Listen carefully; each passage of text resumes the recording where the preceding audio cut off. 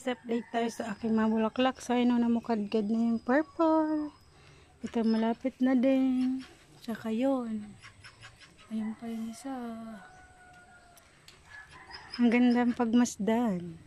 Meron pa siyang maliliit na bees. Sinisip-sip nila yung tamis ng aking bulaklak. O diba? Sip-sipin ang katas ng bulaklak. Ito pabukadkad na din. Ito may naman na. Ang gandang pagmasdan.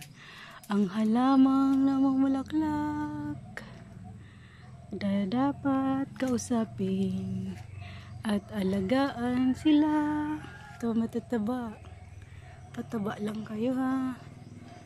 Ayun. Ang ganda. Ito talagang pinakamaganda. Tingnan nyo guys, hindi siya madahon pero ano lang siya, gaya nito, stem lang. Pero namulaklak. Ganda-ganda.